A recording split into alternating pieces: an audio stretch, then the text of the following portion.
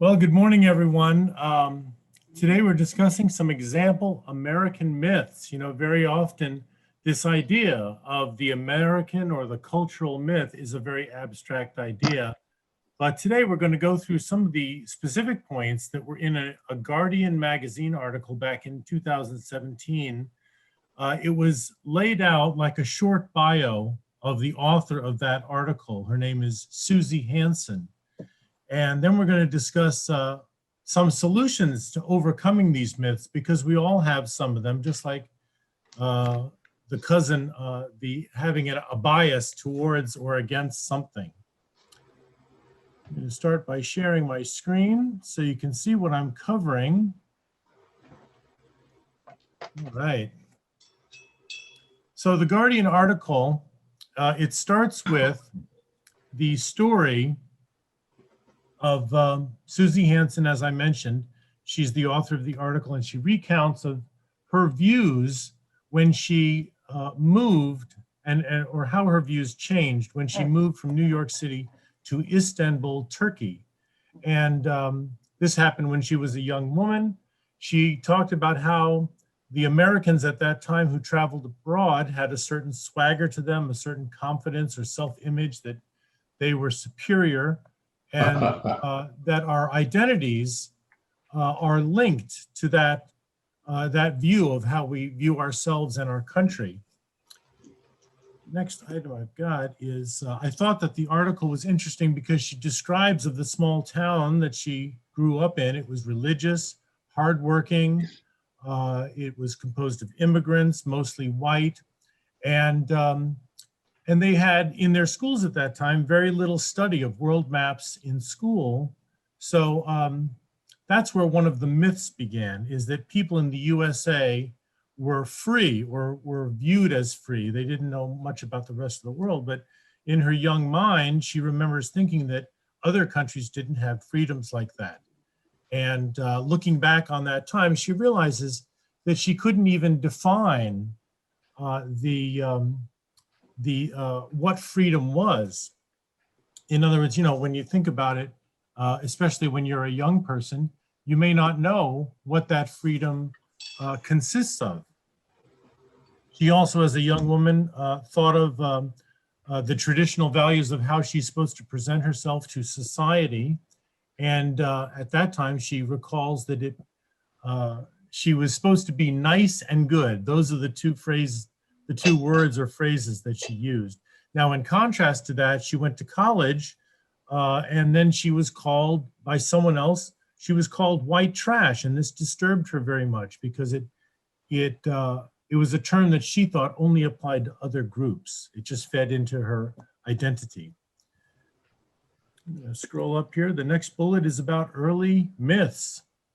When she was growing up, she also was not aware of foreign wars that were going on in Eritrea and Kosovo and Afghanistan. Those are the three that she mentioned in the article. But in the 1990s, when they came along, she felt that the USA had won the Cold War, and she was amazed when she, after that, read in a book, a historian talked about how white identity was linked to Black identity, and how these two groups of people shaped their identities in opposition to each other. Then we come to the James Baldwin quote here that you see on the screen. She read this quote, and it really was a life-changing moment for her. I'll read the quote, you can read it with me. But I've always been struck in America by an emotional poverty so bottomless, with a terror of human life, of human touch, so deep that virtually no American appears able to achieve any viable organic connection between his public stance and his private life.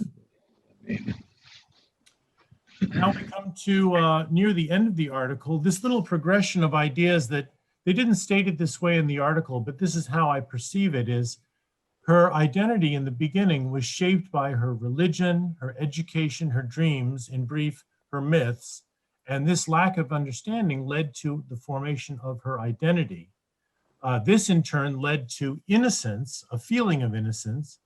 And when she arrived in Turkey, that was her trip from New York City to Turkey, she started learning about the US's influence in that country and in other countries. And she perceived for the first time that Americans felt this superior feeling, what we might call nationalism, and we felt superior to other people in other countries. She also called this nationalism self-delusion. And finally, in Turkey, she spoke about how her perception of US newspapers also changed. She thought, in comparison, when she was living in Turkey, she saw that the writing in those papers had really alienated foreigners, and the newspapers spoke about American power, and therefore other countries were lesser powers, obviously, according to those newspapers. And to be fair, she also talked about intellectual groups in Turkey who were questioning the beliefs of their own country. I thought this was an interesting comparison she was making. She said that the people in Turkey realized that they needed to question a lot of the things that they were taught in school. And she calls this Turkishness. This line of thinking included how Turkey was supposedly an eternally good country, how its borders were always fragile and outsiders were not to be trusted.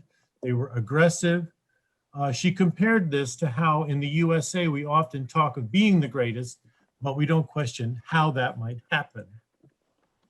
All right, so now, again, we're not just talking about these myths, but here's the other side of the coin. Here's how we can unlearn some of those myths. These items came from a Psychology Today article and also some other scholarly things that I was able to dig up. The first bullet, question your beliefs. This comes down to the idea of you can question your own beliefs and their sources, which of course we do in this group every week. And you can also spark creativity and become more curious. This, of course, is something that as we get along in life, sometimes our personality can change and we can feel more like the expert, like, oh, I know everything about that topic. And mentally, you turn off a switch. You no longer think that you need to learn in that area. But if you're able to keep that eagerness to learn, that beginner's mind, as a Zen Buddhist once phrased it, if you can practice Shoshin, or a beginner's mind, then you'll always be interested in learning new things and you'll be open to learning those things. That's what I do every week too. That's why I'm always so fascinated with learning in groups like this. The second bullet there, learn global perspectives. This, of course, will give us, this is another solution that can give us a more complete picture of the complex world that we live in. And by doing so, of course, we can shed stereotypes and shed biases, reshaping our attitudes. This is something that, of course, we can think about our attitudes towards people and ideas, and we can also question if it fits with our life choices. In other words, our direction in life. We may feel that we're progressing in a certain direction, but then you can question, why is it that I believe that old thing? Where did I pick that up? So that's sometimes where a bias begins. And finally, becoming authentic. This is something that a lot of people talk about, being authentic today, especially on social media, but this is a part of personal, social, and personal growth really is a whole area. A lot of people are coaches in this. We have motivational speakers in this. But when you think about your own personal growth, you can start by being authentic and true to yourself. So to wrap up, I looked for a quote that would inspire you to overcome some of these myths that we're going to talk about today. And I remembered one of my favorite quotes from Uncle Walt. You may remember this famous quote by Walt Whitman. Do I contradict myself?